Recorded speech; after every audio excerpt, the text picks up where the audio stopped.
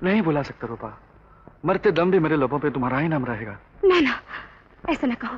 উত্তম কুমার তো বিষয়টা নিয়ে প্রায় চুপ করে গিয়ে ঘাড় গুঁজে 3 শিফটে কাজ করে শোধ করতে লাগলেন স্বপ্নের ছবির বাস্তবের পর্বত প্রমাণ দেনা। কিন্তু কেন এটা ঘটল, আর কেই বা ছিলেন সেই লোক?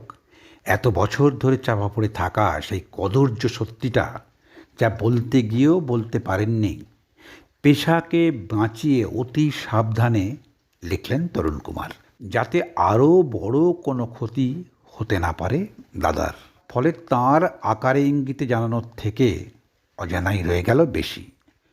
চাপা পড়ে গেল সেই আসল লোকটার পরিচয়। আমি কিন্তু উত্তম কুমার আর তরুণ কুমারের লেখার ক্লুগুলোকে টেনেই বের করব সেই গোপন সত্যিটা, যার জন্যই উত্তম কুমার প্রথমবার আক্রান্ত হলেন হৃদরোগে। প্রিয় বন্ধু, আমি তোমার সুতপন, আর আমার পডকাস্টে তুমি শুনছ কথায় কথায়।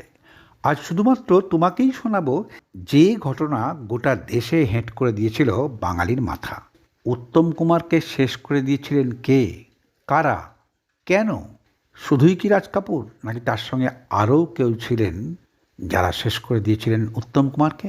আগের দুটো ভিডিওতে বলেছি নিজের স্বপ্নের ছবি করতে গিয়ে কেমন করে ধনে প্রাণে, এমনকি তার স্বপ্নটাও শেষ হয়ে গেল। শুধু মহানায়কেরই নয়, বাঙালির বেইমানির জন্যই গোটা দেশে হেঁট হয়ে গেল বাঙালি জাতি। এটা 3 নম্বর ভিডিও। অবশ্যই শেষ অংশ পুরোটা জানতে আগের ভিডিও দুটো অবশ্যই দেখতে হবে। আর এই ভিডিওর ডেসক্রিপশন বক্সে দিলাম আগের দুটো ভিডিওর লিঙ্ক। দুটোর বেশিরভাগ লেখাটাই তরুণ কুমারের। বন্ধু, তুমি অবশ্যই চ্যানেলটা সাবস্ক্রাইব করে বেল আইকনটা প্রেস করে অল করে দিয়ে শুনবে সেই ক্লুগুলো থেকে টেনে বের করা সত্যিগুলো। 1954 2রা সেপ্টেম্বর মুক্তি পেল আশাপূর্ণা দেবীর গল্প নিয়ে অগ্রদূতের পরিচালনায় অগ্নিপরীক্ষা।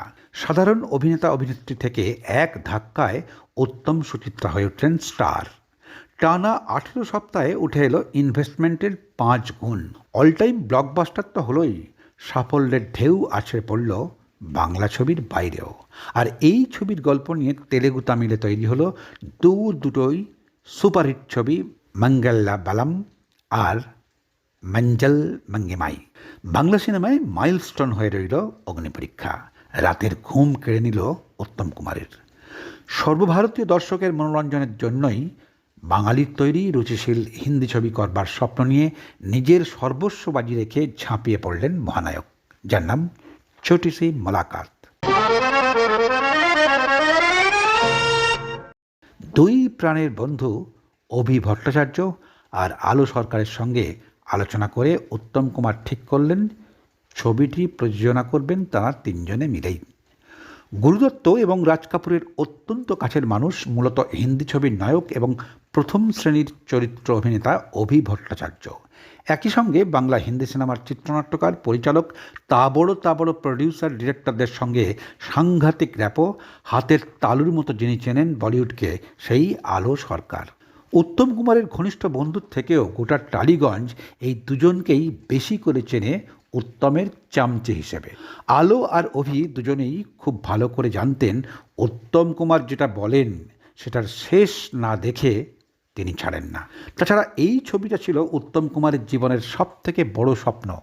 কিন্তু বন্ধু, এত বন্ধু থাকতে এই দুজনকেই কেন বেছে নিলেন উত্তম কুমার?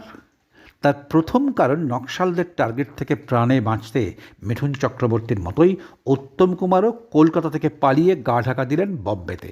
যদিও মিঠুন চক্রবর্তী ছিলেন নকশালদেরই একজন, কিন্তু নকশালদের সঙ্গে উত্তম কুমারের বিন্দুমাত্র সম্পর্ক ছিল না। বিত্তশালী হওয়ায় উত্তম কুমার ছিলেন নকশালদের টার্গেট। টানা 2.5 মাস উত্তম কুমার ছিলেন অভি ভট্টাচার্যের বম্বের বাড়িতে। আর এই সময় আলো সরকারেরও একটা গুরুত্বপূর্ণ ভূমিকা ছিল। বাকি কারণটা তো একটু আগেই বললাম। শুরু হলো উত্তম কুমারের শিশুর সারল্য মাখা মাখনের মতো বন্ধুত্বে ছুরি চালানো। তাই আগে থেকে ভেজে রাখা প্ল্যান মাফিক উত্তম কুমারের সামনেই নিজেদের মধ্যে লোক দেখানো ঝামেলা তৈরি করে প্রথমেই প্রযোজনা থেকে কেটে পড়লেন অভি ভট্টাচার্য। আর তারপরেই আলো সরকারও প্রযোজনা থেকে কাট মেরে গোটা বাঁশঝাড়টাই চাপিয়ে দিলেন উত্তম কুমারের ঘাড়ে। তারপরেও উত্তম কুমারের কাছেই মোটা টাকার দাও মেরে দায়িত্ব নিলেন ছবি পরিচালনা করবার। ছবি লাভের মুখ দেখলে তার ভাগটাও যে ছাড়বেন না সেটা কিন্তু জানিয়ে দিতে ভুললেন না। স্বপ্ন আর বন্ধুত্বের ফাঁদে আটকে গিয়ে এক কথায় রাজি হয়ে গেলেন মহানায়ক উত্তম কুমার। উত্তম কুমারের সঙ্গে সব কিছু ফাইনাল হয়ে যাওয়ার পরেই রাজ কাপুরের আরও কাছে আসার জন্য বম্বেতে কাজের টোপ এবং দুতরফা বিপুল পরিমাণ টাকা হাতানোর রাস্তা পরিষ্কার করে অভি ভট্টাচার্যের সঙ্গে আলো সরকার মাঠে নেমে পড়লেন বন্ধু হয়ে বন্ধুর বুকে ছুরি বসাতে। রাজ কাপুর বুঝে গেলেন শিকার একেবারে হাতের মুঠোয় আসতে চলেছে, তাই ওঁত পেতে বসেছিলেন উত্তমের বিরুদ্ধে নিজের অপমানের প্রতিশোধ নিতে। এবং তিনি খুব ভালো করেই জানতেন উত্তম কুমার বোম্বেতে পা রাখার জায়গা পেলেই শুধু বাংলা ছবির মহানায়ক নন, বম্বেতেও রাজ করবেন, এমনকি নিজের আসনটাও টলে যাবে। কারণ উত্তম কুমার বাংলা ছবির চিত্রনাট্যকার, প্রযোজক, পরিচালক এবং অভিনেতা হিসাবে চূড়ান্ত সফল। আর তার সঙ্গে তো ছিলই বাঙালিকে কিছুতেই মাথার ওপরে বসতে দেওয়া যাবে না। সুতরাং উত্তম কুমারকে খতম করতে পারলেই উত্তম কুমারের স্বপ্নের ছবি তো শেষ, আর চিরকালের মতো উত্তম সুচিত্রার জুটিও শেষ। আচমকা মুখ থুবড়ে পড়বে গোটা বাংলা ফিল্ম ইন্ডাস্ট্রি। ব্যাস, দুয়ে দুয়ে মিলে গেল 4। এবার একটু পিছন দিকে তাকাই। 1964-তে মুক্তিপ্রাপ্ত নিজের বিখ্যাত ছবি সংগ্রামের নায়িকা হিসাবে রাধা চরিত্রে অভিনয় করবার জন্য রাজি করাতে স্বয়ং রাজ কাপুর নিজেই বোম্বে থেকে উড়ে এসে বসলেন সুচিত্রা সেনের পায়ের কাছে। সুচিত্রার বাড়িতে হাঁটু গেড়ে বসে ফুল দিয়ে যেভাবে তিনি অভিনয়ের প্রস্তাব দিলেন তাকে, সেটা ভালো লাগেনি বলেই পত্রপাঠ সুচিত্রা সেন বিদায় করলেন রাজ কাপুরকে। এর আগে এই ছবির গোপাল বর্মা চরিত্রে উত্তম কুমারকে অভিনয়ের জন্য রাজি করাতে কলকাতায় এসেছিলেন রাজ কাপুর। যথারীতি উত্তমও ফিরিয়ে দিয়েছিলেন তাকে, কারণ সেই সময়ে বাংলা সিনেমার একচ্ছত্র সর্বোচ্চ পারিশ্রমিক পাওয়া সুপারস্টার উত্তম কুমার। তাছাড়া হিন্দি ছবিতে পার্শ্ব চরিত্রে বা দ্বিতীয় প্রধান চরিত্রে অভিনয় করতে মোটেই রাজি ছিলেন না তিনি। যে সর্বভারতীয় মুকুটহীন সম্রাটের মুখের ওপর টুঁ শব্দটি করবার ক্ষমতা রাখেন না দেশের কোনো ফিল্ম ইন্ডাস্ট্রির একটাও মানুষ, সেই রাজ কাপুরকে সরাসরি না করে দিলেন কিনা আঞ্চলিক ছবির নায়ক নায়িকা। অপমানটা শোঁস হয়ে বিঁধে রইল রাজ কাপুরের গোটা শরীরে। তাই তিনি ওঁত পেতেছিলেন সুযোগের অপেক্ষায়।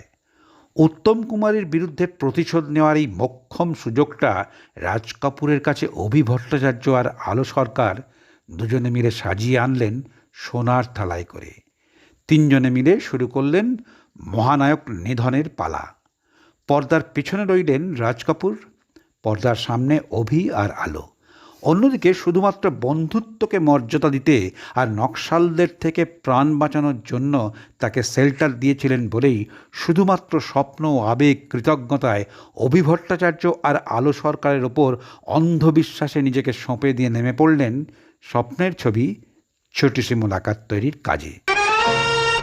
শুরু হয়ে গেল শুটিংয়ে যাওয়ার আগে প্রি প্রোডাকশনের কাজ। বন্ধুত্বকে পায়ে মারিয়ে রাজ কাপুরের নির্দেশ অনুযায়ী উত্তম কুমারের টাকায় উত্তম কুমারেরই সর্বনাশ করবার নির্দেশ একেবারে অক্ষরে অক্ষরে পালন করতে লাগলেন অভি আর আলো। এতদিন পর্যন্ত যে উত্তম ভাইকে না জানিয়ে একটা নিঃশ্বাসও ফেলতেন না, সেই ভাইকে না জানিয়েই ঝাঁপ দিলেন আরব সাগরের অথই জলে। খবরটা যখন তরুণ কুমারের কানে প্রথম এলো তখন অনেক দূর গড়িয়ে গেছে। ছবির কোনো বাজেটই ঠিক হয়নি, অথচ চিত্রনাট্যকার, আর্টিস্ট থেকে শুরু করে বাঘা বাঘা সঙ্গীতশিল্পী, টেকনিশিয়ান, এমনকি সামান্য প্রোডাকশন বয় পর্যন্ত নেওয়া হয়েছে বম্বের একেবারে প্রথম সারির লোকজনদের। ছবির চিত্রনাট্যকার ছিলেন বোম্বাইয়ের প্রথম শ্রেণীর চিত্রনাট্যকার শচীন ভৌমিক, পরিচালক আলো সরকার, সঙ্গীত পরিচালনা শঙ্কর জয়কিষণ, নায়িকা সেই সময়ের আকাশ ছোঁয়া 1 নম্বর রেটধারী বৈজয়ন্তীমালা।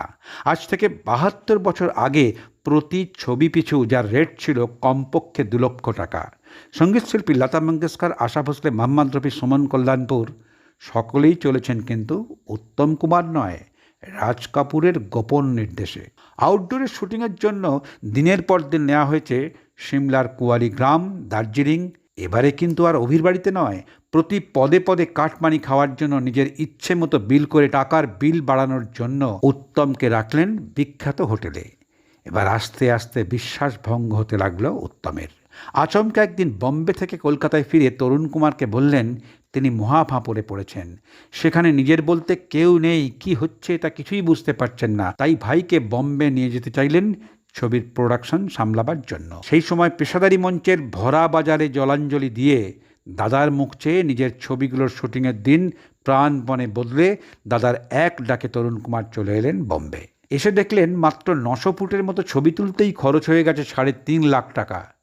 চারিদিকে শুধু খোলামকুচির মতো নষ্ট হয়েই চলেছে টাকার পর টাকা, অথচ কোনো হিসাবই নেই। এরই মধ্যে আলো সরকার অভির খপ্পর থেকে তুলে এনে উত্তম কুমারকে রাখলেন বম্বেতে নিজের ফ্ল্যাটে, অথচ সেখানে উত্তম কুমারের কোনো গোপনীয়তাই নেই। মরার ওপর খাঁড়ার ঘাড় মতো বেড়েই চলেছে বিল। সব মিলিয়ে কেসি নাগের অঙ্কের বইয়ের মতোই আর এক দিক দিয়ে বেরিয়ে যাচ্ছে, অথচ চৌবাচ্চার জলের মতোই ছবির কাজ কিন্তু দাঁড়িয়ে রয়েছে একই জায়গায়। শুটিং আর শেষই হয় না। 3.5 বছর ধরে টানা চলল ছোটি সি মুলাকাতের শুটিং। উত্তম কুমার বুঝে গেলেন, না, এভাবে হবে না। টাকার যোগান দিতে প্রায় ডেলি প্যাসেঞ্জারি করতে লাগলেন বম্বে থেকে কলকাতা, কলকাতা থেকে বম্বে। এরই মধ্যে অভিনয় করতে লাগলেন থানা থেকে আসছি, রাজকন্যা, সূর্যতপা, চিড়িয়াখানার মতো এই সব জনপ্রিয় ছবির সঙ্গে অভিনয় করলেন এক গাদা অখাদ্য ছবিতে, যেসব ছবিগুলো এক কথায় ফিরিয়ে দিয়েছিলেন কিছুদিন আগেও। এই অবস্থাতেই পরিচালনা করলেন শুধু একটি বছর, সঙ্গীত পরিচালনা করলেন কাল তুমি আলেয়াতে। বহু লোকের কাছে চটা সুদে, কারোর কাছে সুদ ছাড়াই হাত পাতলেন এই ছবির জন্য। তার সত্ত্বেও টাকার জন্যই আচমকা থমকে যেতে বসেছিল ছবির কাজ। এত কিছুর পরেও বম্বে থেকে একটা ফোনে চাওয়া মাত্রই কলকাতায় তরুণ কুমারের হাতে এক কথায় কোনো রকম লেখালেখি না করে দেবতার মতো বিনা সুদে বিখ্যাত প্রযোজক দেবেন ভট্টাচার্য তুলে দিলেন 2 লক্ষ টাকা। কলকাতা থেকে মুম্বাই, শুটিং থেকে স্টুডিও, অর্থের হিসাব থেকে স্ক্রিপ্ট, এত চেষ্টা করেও শাটল ককের মতো ঠক্কর খেতে খেতে দৌড়তে দৌড়তে আটকে গেলেন সেই স্বপ্নেরই জালে। বোম্বেতে পৌঁছেই আটকে দিলেন ছবির কাজে জলের মতো টাকা খরচ। জুহুর কাছে একটা ফ্ল্যাট ভাড়া করে রাখলেন দাদাকে। সেটের আসবাবপত্র সরবরাহকারীদের থেকে ভাড়া করে নিলেন খাট, বিছানা সমেত যাবতীয় সাংসারিক জিনিসপত্র। প্রতি মাসে বাঁচাতে শুরু করলেন কয়েক হাজার টাকা, কিন্তু শত চেষ্টা করেও বাঁচাতে পারলেন না দাদার স্বপ্নটাকে। কারণ একই গল্প নিয়ে বাংলায় অগ্নিপরীক্ষা তৈরি করল ইতিহাস, এমনকি তামিল তেলেগুতে তৈরি ছবির দুটোই কিন্তু সুপারহিট হলো। অথচ রাজ কাপুরের নির্দেশেই প্রথম শ্রেণীর চিত্রনাট্যকার তৈরি করলেন দুর্বল বললেও কম বলা হবে একেবারে থোড় চিত্রনাট্য। ছবির চিত্রনাট্য যদি দুর্বল হয়, সেই ছবিকে দাঁড় করাবার ক্ষমতা কারোর থাকে না। ফলে যা হবার তা হলোই। বিভিন্ন আছিলায় শুটিংয়ের ডেট ক্যান্সেল করে, ভালো শটকে এনজি করে, সেই শট রিটেক করে, নানান অজুহাতে শুটিংয়ের ডেটকে পিছিয়ে দিয়ে মাত্র 1 দিন আগে শুটিংয়ের ডেট ক্যান্সেল করে বৈজয়ন্তীমালার সঙ্গে নাচের দৃশ্যটা তুলবার জন্য উত্তম কুমার যাতে নাচটা ভালো করে শিখতে না পারেন তার জন্য অযথা প্যানিক তৈরি করে একটা বড় নাচের দৃশ্যকে মাত্র 3 দিনের টেক করবার কথা বলে দিয়ে একের পর এক বেকায়দায় ফেলে উত্তম কুমারকে বেহাল করে দিয়ে পরিষ্কার করে নিলেন ছবিটা 12টা বাজানোর রাস্তা। ডান্স ডিরেক্টর গোপী কৃষ্ণাকে দিয়ে এমন ডান্স কম্পোজিশন তৈরি করালেন যাতে দর্শক বুঝতে পারে উত্তম কুমার যতই ভালো অভিনেতা হন না কেন, বৈজয়ন্তীমালার সঙ্গে নাচবার যোগ্যতাই নেই তার। ফলে বিশাল টাকা খরচ করে বিখ্যাত নৃত্য নির্দেশক PL রাজের সেরা ছাত্রকে বম্বে থেকে নিয়ে রাখলেন কলকাতার কেনেলওয়ার্থ হোটেলে। বন্ধ করে দিলেন নিজের ফোন। সুপ্রিয়া দেবীকে নির্দেশ দিলেন একমাত্র দুর্ঘটনার খবর ছাড়া কোনো ফোন কল তিনি যেন উত্তম কুমারকে না দেন। ময়রা স্ট্রিটের বাড়িতে তারই তত্ত্বাবধানে টানা 3 সপ্তাহ সকাল থেকে মাঝরাত পর্যন্ত প্রাণপণ চেষ্টা করে ডান্স কম্পোজিশনটা হুবহু কপি করে তুলে ধরলেন পর্দায়। শত চেষ্টা করেও ষড়যন্ত্রের শক্ত হাতের কল্যাণে দুর্বল কম্পোজিশনের জন্য দর্শকের কাছে প্রমাণটা হয়েই গেল উত্তম কুমার মহান অভিনেতা হলেও আসলে নাচটাই জানেন না। বৈজয়ন্তীমালা ছিলেন রাজ কাপুরের বিশেষ নায়িকাদের মতোই অন্যতম বিশেষ কাছের মানুষ। তাই রাজ কাপুরের নির্দেশে আর আলো সরকারের প্রশ্রয়ে শুটিংয়ের কল টাইম, যে সময়ে শুটিংয়ের জায়গায় পৌঁছানোর কথা, প্রত্যেকটা দিন সেই কল টাইমের কমপক্ষে 2 ঘন্টা পরে ফ্লোরে উপস্থিত হতেন বৈজয়ন্তীমালা। আর সেটা নিয়ে তরুণ কুমার তাকে সতর্ক করায় বৈজয়ন্তীমালা সঙ্গে সঙ্গে কথা তুলে দিলেন আলো সরকারের কানে। সেই নিয়েই শুটিং ফ্লোরে বৈজয়ন্তীমালা আর আলো সরকার জোট বেঁধে শুটিং ফ্লোরের এক ঘর লোকের সামনে অপমান করলেন তরুণ কুমারকে। তা বলে নায়িকা কিন্তু শুটিংয়ে দেরি করে আসাটা ভুলেও বন্ধ করলেন না। শুরুতে ছবির কোনো বাজেটই ছিল না, কিন্তু ইচ্ছে করে রাবার ব্যান্ডের মতো টেনে টেনে বাড়াতে ছবির বাজেট গিয়ে দাঁড়ালো 16 লাখ টাকা।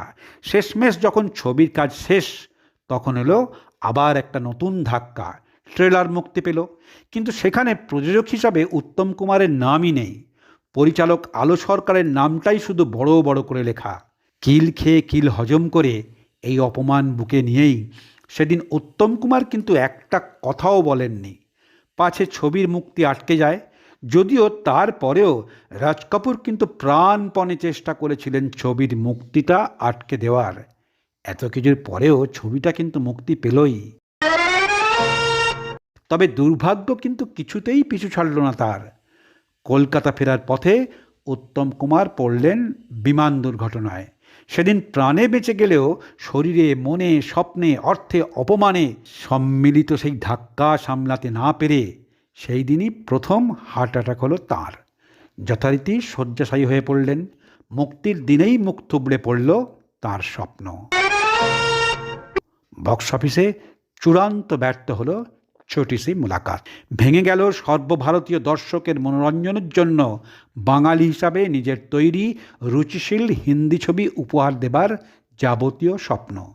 চুরমার হয়ে গেল সর্বভারতীয় বাঙালি হিসাবে নিজেকে প্রতিষ্ঠিত করবার স্বপ্ন। বলিউডের কাছে হেঁট হয়ে গেল আপামর বাঙালির মাথা। কিন্তু আলো বা অভির মতো গদ্দাররা নিজেদেরকে বিকিয়ে দিয়ে টাকা পয়সার কাজের টোপ ছাড়া কি পেলেন? পাওয়ার থেকে অনেক বেশি কিছু হারালেন তারা। অবশ্যই হারালো গোটা ভারতীয় ফিল্ম ইন্ডাস্ট্রি উত্তম কুমারের মতো মানুষকে। মহানায়কের মতো সিনেমা পাগল প্রতিভা সম্পন্ন মানুষকে সঠিকভাবে ব্যবহার করতে পারলে অবশ্যই গোটা বলিউড মিঠুন চক্রবর্তীর মতো এমন একজন মহান শিল্পী, পরিচালক, প্রযোজক, পরিবেশককে, সবথেকে বড় কথা সমস্ত আর্টিস্ট এবং টেকনিশিয়ানদের যথার্থ দরদি মানুষকে তারা পেত চিরকালের জন্য। যারা বলেন উত্তম কুমার বম্বেতে গিয়ে ফ্লপ, হিন্দি ছবিতে অভিনয় করবার যোগ্যতাই তার নেই, তাই সুপার ফ্লপ, তাদেরকে বলি এই উত্তম কুমারই কিন্তু সেই সময়ের প্রথম সারির পরিচালকদের 8টা হিন্দি ছবিতে অভিনয় করেছিলেন। দয়া করে এই ছবিগুলো একটু দেখতে ভুলবেন না। অবশ্যই রাজ কাপুর মানে ভারতীয় সিনেমার একটা যুগ, উত্তম কুমার মানেও কিন্তু বাংলা সিনেমার একটা যুগ। কিন্তু রাজ কাপুরের পাওয়ার তো আর কিছু বাকি ছিল না। এত কিছু করার পরেও তার এই কাজটা এক বালতি দুধে একটুখানি চোনা হয়ে গেল নাকি? আজ কে চেনে অভি ভট্টাচার্য, আলো সরকারকে? একটা ছবি ফ্লপ বা হিট করাটা হলো আসলে খেলার মাঠে খেলার হার জিতের মতোই। তাই তিনি নিজের সর্বস্ব দিয়ে শোধ করে দিলেন যাবতীয় দেনা। আসলে যিনি লড়াকু মানুষ, তার লড়াইটা কখনো চিরকালের জন্য ব্যর্থ হতে পারে না। তাই তিনি নিজেই বলেছেন, ব্যর্থতা তো জীবনেরই অংশ, আমি অভিনয় করে আবার সব ফেরাবো। অবশ্যই ফিরিয়ে দিয়েছিলেন, আবার সন্ন্যাসী রাজার মতোই ফিরে এসেছিলেন তিনি। স্বপ্ন দেখা মানুষের স্বপ্ন তো কখনো ব্যর্থ হতে পারে না। আর সেই জন্যই তিনি স্বপ্নের নায়ক, মহানায়ক, ম্যাটিনি আইডল। ব্যক্তিগত জীবন যাই হোক না কেন, শিল্পী হিসাবে, একজন প্যাশনেট মানুষ হিসাবে তার গায়ে কালির একটা আঁচড় কেউ লাগাতে পারবেন না। তুমি যদি উত্তম কুমারকে ভালোবেসে থাকো বন্ধু, তাহলে অবশ্যই চ্যানেলটা সাবস্ক্রাইব করে বেল আইকনটা প্রেস করে অল করে দিয়ে অবশ্যই এই প্রশ্নগুলোর উত্তর দেবেই। সবার আগে তুমি ভালো থেকো বন্ধু। টাটা।